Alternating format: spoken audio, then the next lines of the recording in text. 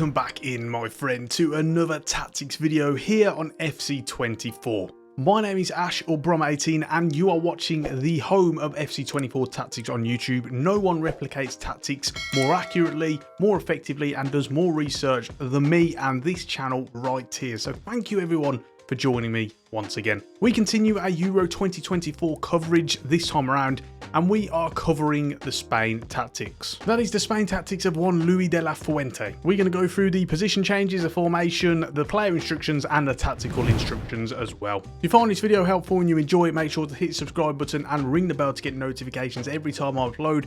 And with that being said, let's first of all get stuck into this formation. So what do we have? Well, we have a 4-3-3 system, or whatever you want to call it really. But we do have quite a few position changes, as you can see here. Starting off with the fullbacks, we've tucked them in a little bit more, but also moved them up to wing back, and that's the same with both Carvajal and in this time Grimaldo as well.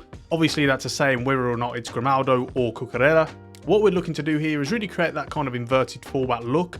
Now, it's a little bit less extreme with someone like Carvajal. I think someone like the left back, Grimaldo, Cucurella, does it a little bit more.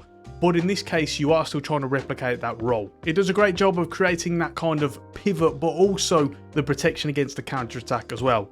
Meanwhile, we've obviously got Rodri as the defensive midfielder. Ruiz, in this case, he's the out-and-out just central midfielder. And then we've actually pushed Pedri up to attacking midfield, as he often works within the spaces, the more advanced areas and pockets of where a number 10 would traditionally work. It's also good for your shape and formation out of possession as well, as he'll really push up and kind of join the striker to aid with that counter press. Other than that, no, there are no more changes to the positioning and the formation. So next up, let's talk about the tactical instructions. Starting off with the defensive style, it is pressure on heavy touch, something that they'll instigate as they step up the field a little bit more. It's often instigated by one of the three attackers, and then when one of the attackers goes, then the rest of the unit joins in as well. So really you want to kind of look for that when you are playing with the system. Team width is on 10, extremely condensed, particularly defensive line.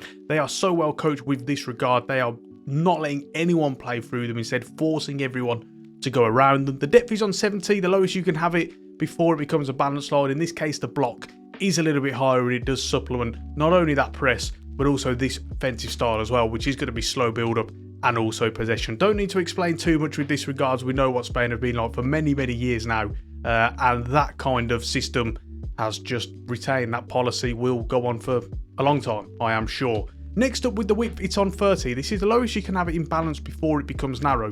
What's good here is, and why we have this, is because, yes, it's less suited to possession systems, but what it does do is it replicates the variation of the fullbacks, particularly someone like Carvajal, who will sometimes drift out wide and he'll stretch the play a little bit more. He's not always looking to be that out-and-out inverted fullback. So as a result, with 30, you get a better replication of that. Players in the box is on 6, and that's going to give you roughly 4 players in the box in crossing and cutback situations. And then finally, both of the corners of free kicks are on 4.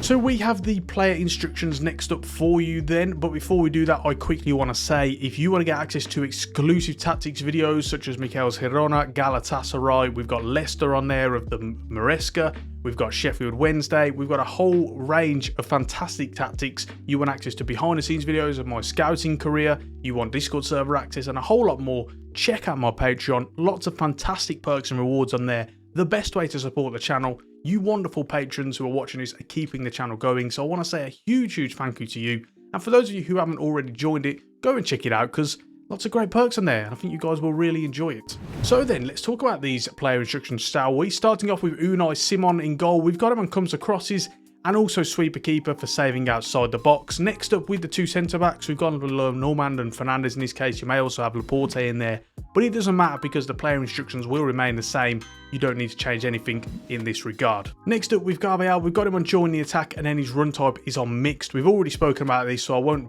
beat you around the head with it, but as we've spoken about, we are going to try and vary his runs a little bit more to not make him the kind of out-and-out inverted fullback. A little bit different over on the other side though, with Grimaldo as the left wing back. This time his run type is on inverted, as well as his attacking runs being on join the attack. So often Williams will stretch the play on that side, and then he will often make those runs forward in those kind of half spaces and half channels as well.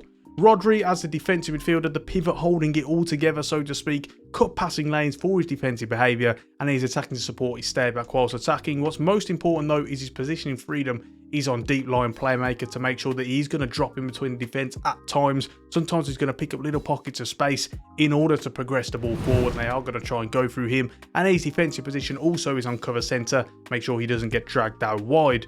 Fabian Ruiz ahead of him then, he's on stay back whilst attacking because we don't want him running in beyond the striker. When he does contribute to the attacking phase, will be on these balanced crossing runs, when he's sometimes going to get into that position more. His positioning freedom is on free roam, make sure that he's finding lots of areas of space, really does help you to progress the ball further up the field as well. We've not only got him on free roam, but also Rodri in that deep lane playmaker role as well. And then defensive position is on cover wing. Pedri as the attacking midfielder is on comeback on defence, and his support and crosses is getting to the box of the cross. Finally, his positioning freedom is stick to position. Now we'll start off with Lamine Yamal then at right wing. We've got him on basic defence support. Now this may change a little bit depending on if it's someone like Ferran Torres or Williams in there, etc.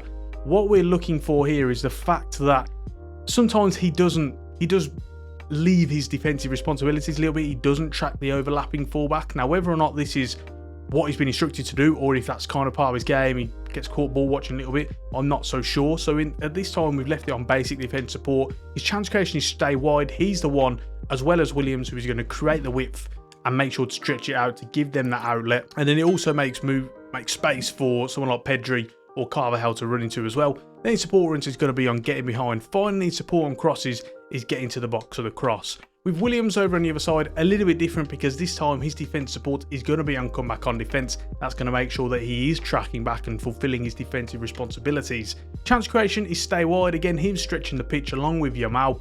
And then his support runs is also going to be on getting behind. Finally, his support on crosses is getting to the box for the cross.